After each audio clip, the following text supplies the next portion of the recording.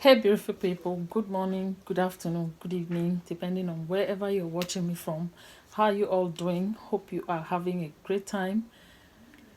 Welcome back again to my YouTube channel. My name is Glory Phillips. So, if you are a returning subscriber, thank you so much. God bless you and God bless you. Thank you for always coming back to click and watch our video. I'm so grateful. And if you are seeing this face for the very first time, please consider subscribing to this channel. And don't forget to turn on your post notifications so you don't get to miss an upload from me. Thank you. Also, remember to share my videos, please. God bless you so much. I'm so grateful. Guys, I must confess, the last two videos I put up, the love has been so massive. God bless you so very much, guys. I'm so grateful from you. Leave me comments on the comment section down below. Thank you so very much. I am grateful to have people like you around me. You are the reason why I'm here. Thank you and God bless you so much. Yeah, with that being said, as you can already tell from the title of this video, is a story time with Glory. Story time with Glory. Yes. I was scammed my first 1 year in Abuja. So I'm making this video so it can help someone out there. A lot of people are relocating every day. People are coming into this city of Abuja. So you don't be a victim like I was. If I were told these things, maybe I wouldn't have fallen into the hands of those scammers. So this video is to help one or two persons out there that are just relocating to Abuja here. So during my first 1 year stay in Abuja here, when I was done with my youth service, I got a job. I was working in a private organization. So that job keeps me, we do shifts, like I do work. At times I go for night shift, at times morning shift, like 2 shifts in a day. What am I saying? 2 shifts we do it with my other colleagues. So on this fateful day, I was on night shift. Yes, if I can remember very well, I was on night shift. I was going to work, and I boarded a vehicle to take me to the office, like a taxi, normal taxi, guys, a normal taxi. And like me, anywhere I am, before I enter a taxi, I don't like to be alone in that taxi. I would love to see people inside the cab before I'll join you. And that has to be both male and female, which was the case on that fateful day. I entered the vehicle and two guys were at the back, a lady in front. Guys, these people, they work together, they plan it with the driver, and they were using a vehicle that is painted with Abuja public transportation color, if you know. I think it's green also. No, not green, but I can't remember, but it was an Abuja public transportation color. The vehicle was painted, and I was almost late, like 30 minutes. I need to be in the office like in the next 30 minutes to go and relieve my colleague so he will go home. I entered the vehicle. We moved. It wasn't up to 10 minutes. The driver stopped in the town of Abuja, inside town. He said, oh boy, that bag inside the boot, whoa, what did you say is inside that bag? In novice as I am, I just sat down there. I was like, okay, let me see what they are doing. So what did you say is inside that bag that you're carrying in my boot? The guy said, they are my clothes. He said, you are a thief. You be thief. I will carry you to the police station if you don't confess or say the truth now. The guy started begging, like he was shaking. Okay, I beg, no carry me to the station. I'm coming from Niger. I went there. I am serving. I'm a servant. My boss. The guy started talking plenty. I said, God. To me, I didn't take it as anything. I was like, what even killed me was look for a way to help this guy. Instead of handing him to the police, look for a way you will help him. Like, if he's willing to say who his boss is, maybe you return him back to the boss. Or that was my own suggestion. I didn't know that talking to these people, I've given myself away.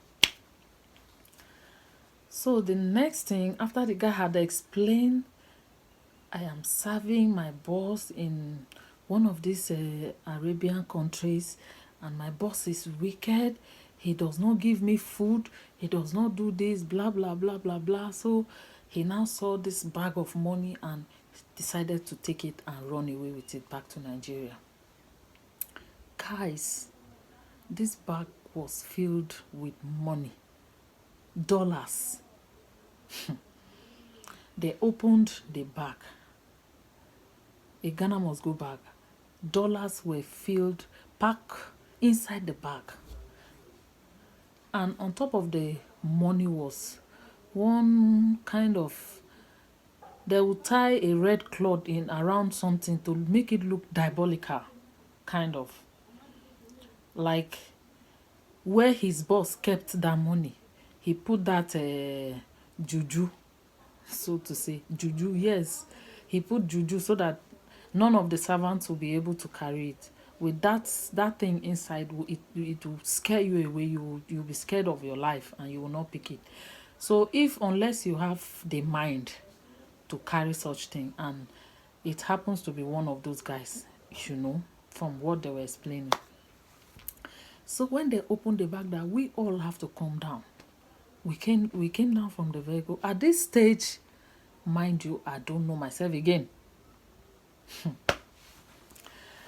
We all got down from the vehicle and went behind the trunk of the car and saw the bag. They opened it. I saw money inside the bag. Little did I know that this was a plan between these guys. I was one of their victims they wanted to use. Cash out from me. Using that money to cash out from me. So they started saying, one of them suggested that he knows one young guy that can destroy this charm. So he would destroy this charm and the money will be free to use, because that charm symbolizes anybody that uses that money, you are going to die. But when the charm is destroyed, the money can be used. They said that was about $300,000, or I don't know. So maybe it was more than that, or I don't know. I can't remember. It's a long time, like over 5 years ago. And they said, is the lock, the driver said, okay, that anybody that is inside this vehicle is the person's lock, because the guy was begging that they should not hand him over to the police, that he's ready to cooperate with the driver. As far as the driver will not take him to the police station, he's willing to share this money with everybody in this vehicle, but the money has a charm. If the charm can be destroyed, we will all share the money equally, but he will have a higher share of the money.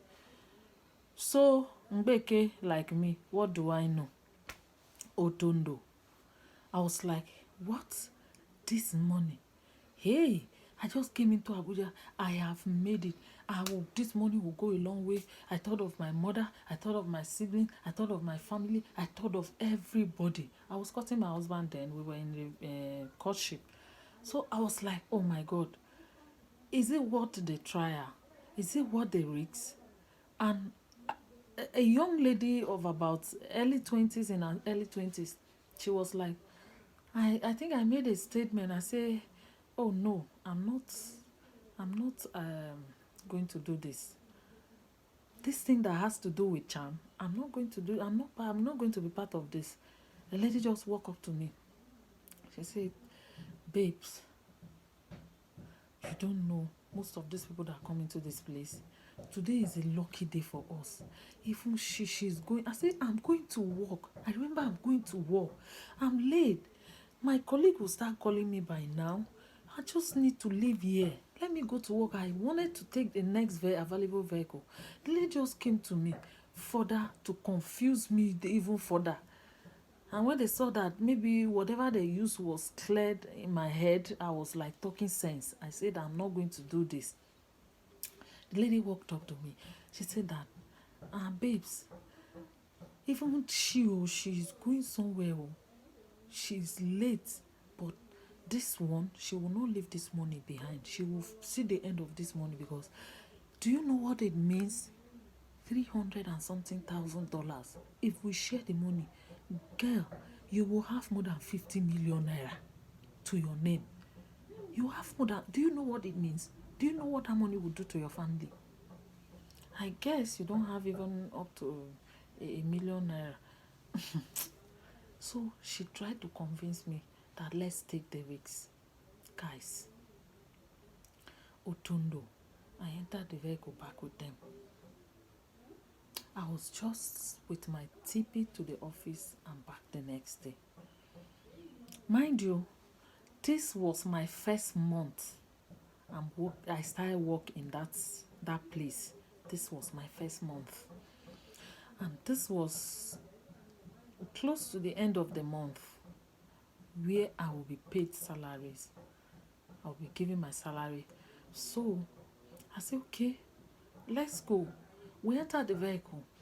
And this guy that said he knows someone that can destroy this charm took us to somewhere at, what's this place called? Idu Industrial Layout, if I remember very well. If I remember the name, I get so scared. Like, did I really do that? Did I really take that step?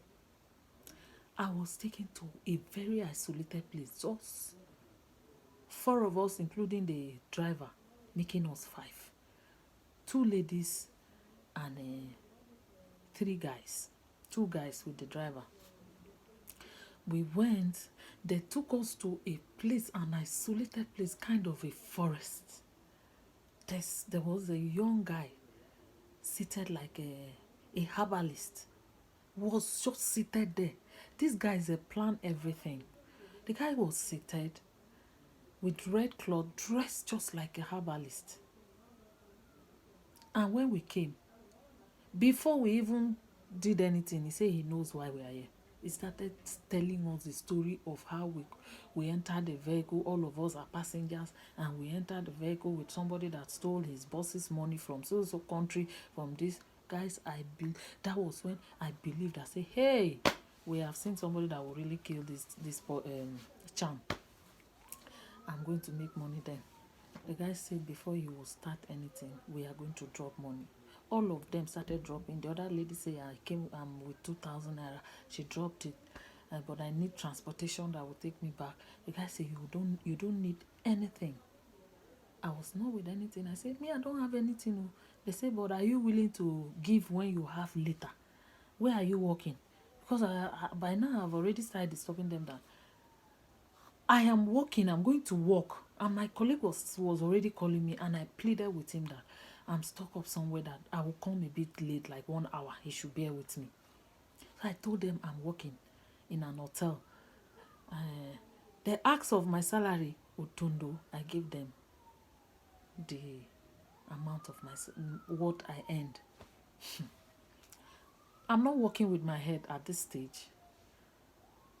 So we were asked that as you step your foot in that shrine, they call it a shrine, that you are not allowed to let any ear to hear the experience you have had from the beginning to the end of this place. That the moment you open your mouth, that will be the end of your life. For the rest of your life, you should never, ever open your mouth to say it to anyone. And we're made to pay money. I told them I don't have any money with me. But the man said, I have money. There's, whether it's 100 naira is in your back, you are going to bring it. I said, no, I can't give you this money. I mean, how am I sure you people will drop me where I asked you to drop me? And because you have already said that security alert will not will everybody will go his or her way from here. So how do I go to where I'm going? I don't even know where I am. So I'm new here. I just gave myself to them and they used me. We exchanged numbers with everybody. Everybody was calling. I kept calling others. Others were calling me. The girl kept on calling me, pressing that she has given 50K. How much is my salary? Me, I should give it. Babe, is that money is too small compared to what you will get. They collected I handed over my salaries gladly. At all this time, my friend I was staying with, she knew I was, because I was always singing and say, hey, I can't wait to have a first salary as big as that money was. I can't wait to have my salary. I will do this, I will do that, I will give God this, I will give this, I will do that. When the time came, I was supposed to hand the money over to I mean, I was supposed to use the money the way I had planned to use the money. But time passed. I wasn't happy with myself. My friend knew. My husband, then we were cutting. He came visiting. He knew that things were not well with me. My friend knew that things were not well. I wasn't happy. I was always sad. So my friend, so I was always very sad. Guys, my friend, my husband, then we were cutting. He said to me that he said it's like you have entered this one chance vehicle and you have to open your mouth and talk. I say me, I did not enter anybody. Nothing happened to me. Talk what? What am I going to say? I heard my friend say from behind. She said that, have you noticed something? I've noticed something in my friends that she has been behaving funny for the past how many days now. She has been behaving funny. So I thought the same, but I was not able to confront her. So let her say whatever that happened. My friend, they started persuading me. My husband, they started persuading me. I said no, I will not talk. My friend said he should let my husband give me a dirty slap. He should give me a very sound slap on my face. My eyes will open because I'm still working under their spell. And my husband said, he started persuading me. He said, listen, this is Abuja.